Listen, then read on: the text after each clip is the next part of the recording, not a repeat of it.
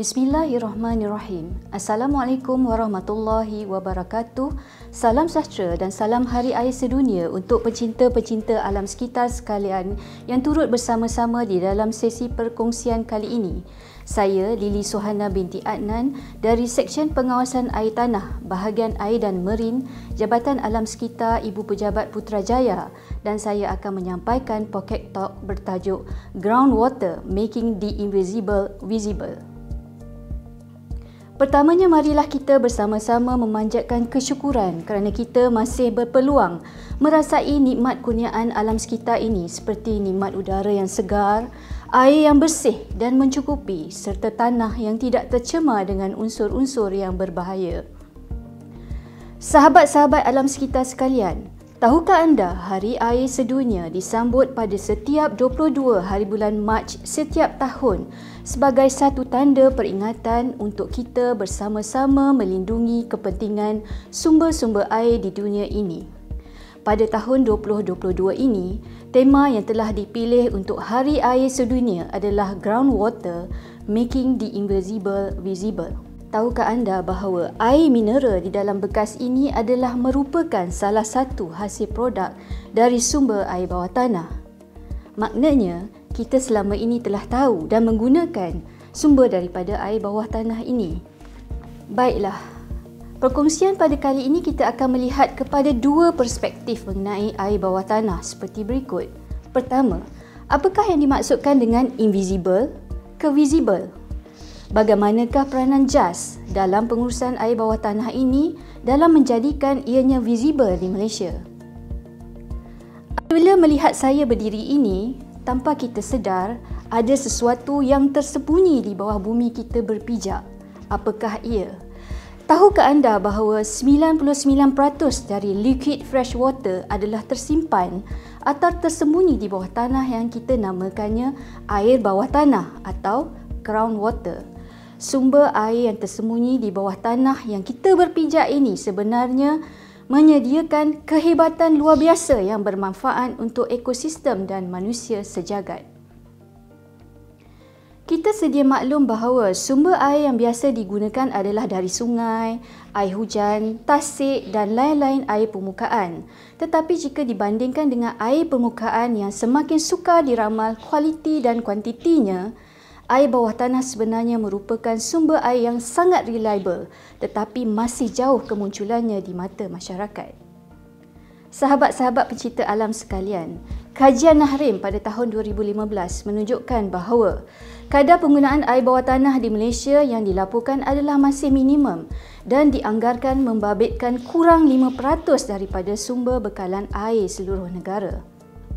Antara negeri yang menggunakan air bawah tanah seperti di negeri Kelantan dengan menggunakan lebih kurang penggunaan 170,000 meter padu per hari. Selain itu, air bawah tanah juga turut digunakan di negeri-negeri lain di Malaysia seperti Perlis, Kedah, Pahang, Terengganu, Sabah, Sarawak dan wilayah Persekutuan Labuan. Walau bagaimanapun penggunaannya adalah dalam skala yang kecil.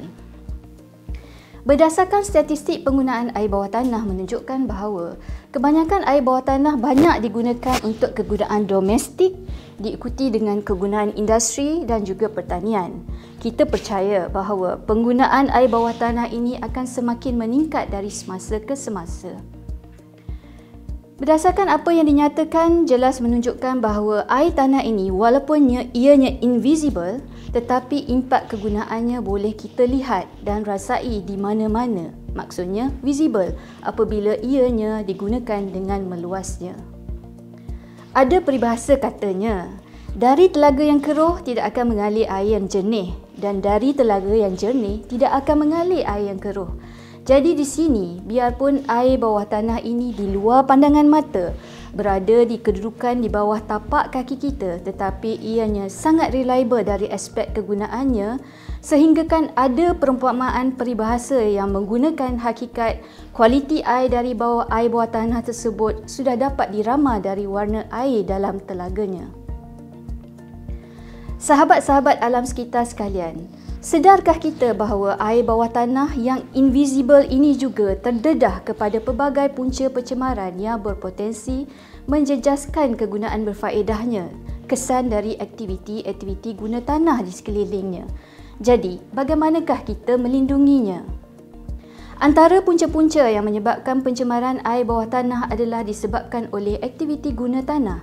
Antaranya adalah kesan aktiviti perindustrian, pertanian, bekas tapak pelupusan sampah, bekas tapak penanaman bangkai haiwan dan lain-lain lagi.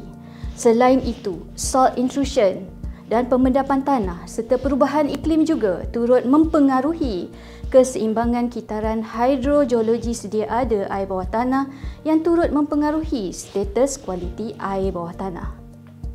Apabila kita sedar bahawa sumber air bawah tanah ini berpotensi terdedah kepada pencemar-pencemar yang akan menjejaskan kualitinya, maka kita perlu mengekalkan keadaan ini supaya ianya kekal terjaga. Tetapi, bagaimana? Terdapat dua perkara utama untuk mengekalkannya, iaitu pertama, kita perlu melengkapkan dengan maklumat dan pengetahuan berkenaan air bawah tanah. Perumpamaan ibarat katanya tak kenal maka tak cinta. Kedua, melindungi dari potensi pencemaran dari berlaku ke atas air bawah tanah iaitu melalui pemantauan kualiti dan impak aktiviti ke atas kualiti air bawah tanah di sesuatu kawasan tersebut. Persoalannya di sini, bagaimana JAS melaksanakannya? JAS telah sekian lama melaksanakan kawalan pencemaran air tanah ini melalui peranan dan punca kuasa dalam 3 aspek utama iaitu pertama, kawalan ke atas pencemaran air bawah tanah dari aspek perundangan dan standard. Kedua, perlindungan seperti mewujudkan garis panduan menyenaraikan aktiviti pembekalan air bawah tanah sebagai aktiviti yang ditetapkan bagi memelihara sumber-sumber dari dicemari. Dan yang ketiga, pemuliharaan melalui program-program pemulihan di kawasan-kawasan yang dikenapasti berlakunya pencemaran air bawah tanah. Sahabat-sahabat alam sekitar sekalian, dalam melindungi dari potensi pencemaran dari berlaku ke atas air bawah tanah, JAS telah mengorak langkah dengan memulakan pembinaan stesen-stesen pengawasan kualiti air tanah atau telaga di seluruh Malaysia di bawah program pengawasan kualiti air tanah pada tahun 1997. Dengan adanya pembinaan stesen-stesen air bawah tanah ini, maka pertamanya rangkaian pengawasan kualiti air tanah yang komprehensif dapat dibangunkan. Pengkalan data kualiti air tanah dapat diwujudkan. Sumber-sumber pencemaran yang memberi kesan kepada pencemaran air bawah tanah dapat dikenapasti. Sumber-sumber air bawah tanah yang telah dicemari dapat dibaik pulih. Sejarah pembinaan stesen air bawah tanah bermula dengan asas utama bagi tujuan untuk memantau kesan aktiviti guna tanah ke atas tahap kualiti air bawah tanah. Antara pembinaan awal stesen pengawasan adalah di tapak pelupusan sisa pepejal iaitu di negeri Kelantan dan wilayah Persekutuan Kuala Lumpur. Pembinaan ini diteruskan lagi apabila negara dilanda wabak JE pada tahun 2000 yang menyebabkan banyak tapak-tapak pelupusan bangkai haiwan berpenyakit wujud di Malaysia. Oleh yang demikian, pada masa tersebut, bagi memantau kesan pencemaran dari tapak ini, sebanyak 80 stesen pengawasan telah dibina bagi tujuan tersebut. Tidak ketinggalan, pembinaan stesen-stesen pengawasan air bawah tanah juga telah dimulakan di negeri Sarawak dan Sabah pada tahun 2002. Pembinaan stesen-stesen ini juga telah diteruskan berdasarkan kriteria-kriteria yang telah ditetapkan oleh pihak JAS. Sehingga kini, JAS mempunyai sebanyak 120 stesen pengawasan air bawah tanah di seluruh negara. Apakah yang JAS lakukan di bawah program pengawasan kualiti air tanah?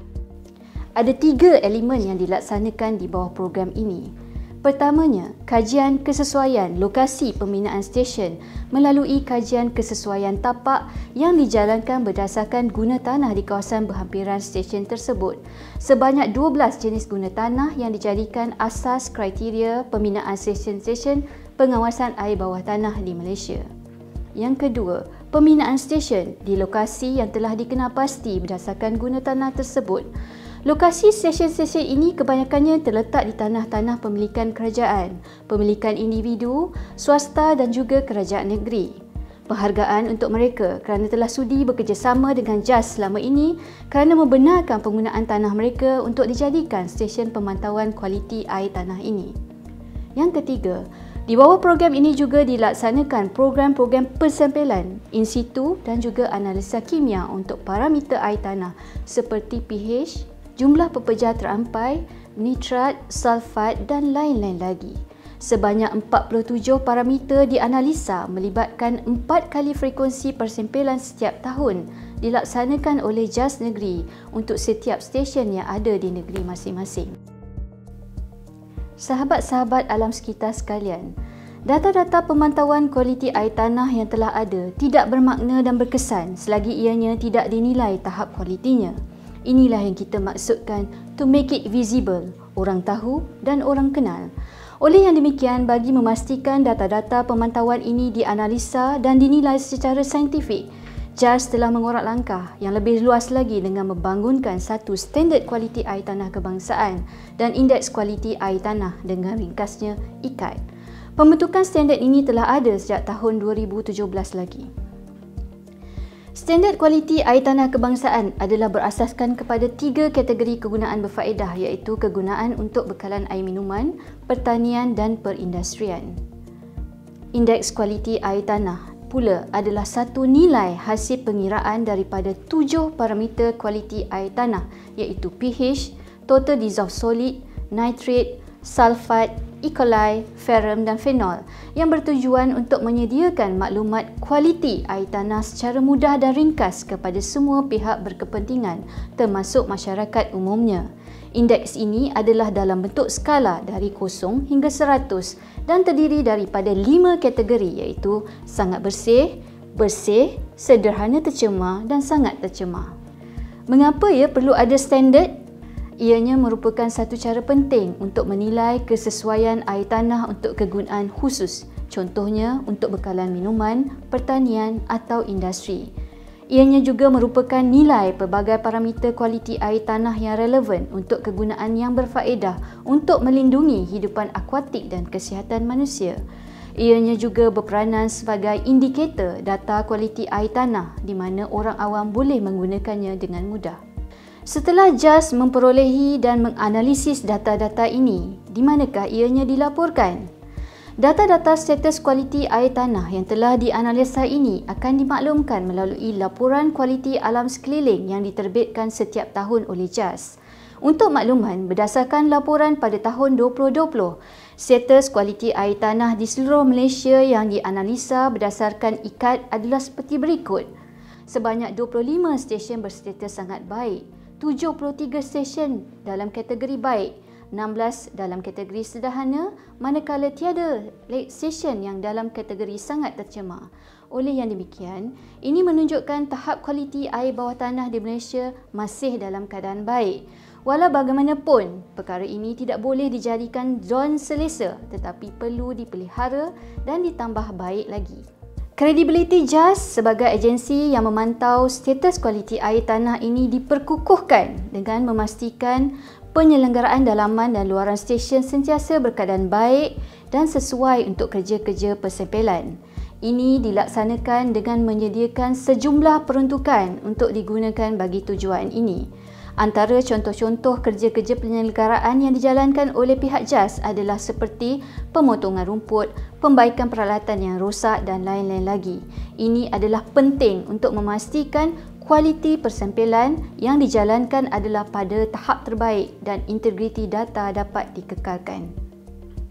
Bagi memastikan pelaksanaan pemantauan kualiti air tanah ini secara holistik, JAS juga telah menyediakan beberapa SOP, garis panduan dan latihan-latihan berkaitan pengurusan air bawah tanah ini untuk memastikan pelaksanaannya diselaraskan di seluruh negara. Dalam memastikan penggunaan maksimum data-data kualiti air tanah, beberapa aspek telah, sedang dan akan dilaksanakan, antaranya seperti berikut. Pendigitalan data maklumat kualiti air tanah dalam sistem GIS yang akan menunjukkan maklumat guna tanah, punca pencemaran, arah punca pencemaran, status pencemaran air bawah tanah dan sebagainya. Perkongsian maklumat data-data pengawasan kualiti air tanah bagi projek-projek EIA di dalam satu platform bekalan data sistem. Dan data-data kualiti air tanah juga menjadi input pembangunan dan perancangan penguatkuasaan. Seperti mana kelaziman sudah menjadi adat di dunia bahawa pasti ada halangan dan cabaran dalam kita melaksanakan perancangan yang telah disediakan. Isu penutupan stesen merupakan cabaran yang telah dihadapi oleh JAS yang menyebabkan bilangan stesen pengawasan kualiti air tanah di seluruh negara semakin berkurangan. Antara menjadi punca penutupan sesuatu stesen adalah disebabkan perubahan guna tanah semasa di lokasi tersebut. Paras water table semakin rendah menyebabkan tiada air untuk disampel dan berlakunya pemendapan tanah dan lain-lain lagi. Walau bagaimanapun, JAS telah berusaha dan tetap komited untuk memperkukuhkan lagi dengan penambahan rangkaian-rangkaian stesen pengawasan kualiti air tanah di seluruh negara di bawah projek RMK12 dan diharapkan ianya akan menjadi keutamaan ke atas peruntukan yang akan diberikan bagi tujuan ini. Sahabat-sahabat alam sekitar sekalian, setelah mendengar sedikit perkongsian ini, saya ingin menyatakan bahawa JAS telah berusaha untuk memastikan sumber air bawah tanah ini terjaga kualitinya dari dicemari kesan aktiviti manusia maupun kesan semula jadi. Walau bagaimanapun, tanpa kerjasama dan kesedaran sahabat-sahabat pecinta alam sekitar sekalian, ianya tidak akan dapat diurus dengan sebaiknya. Kita masing-masing mempunyai peranan yang tersendiri dalam menguruskan alam sekitar ini, khususnya air bawah tanah. Kita perlu bersama-sama melindungi permata yang tersembunyi, invisible, di bawah bumi ini yang mempunyai banyak kegunaan berfaedah untuk manusia sejagat. Kata terakhir dari saya pada sesi perkongsian kali ini, air bawah tanah mungkin di luar pandangan mata, tapi jangan di luar kotak fikiran dan hati kita. Bersama-samalah kita make the invisible visible. Telaga yang kering penuh semula apabila hujan turun menyimbah bumi. Sekian dulu perkongsian saya, semoga bertemu di lain kali. Sekian, wassalamualaikum warahmatullahi wabarakatuh. Salam kasih sayang alam sekitar. Terima kasih semua.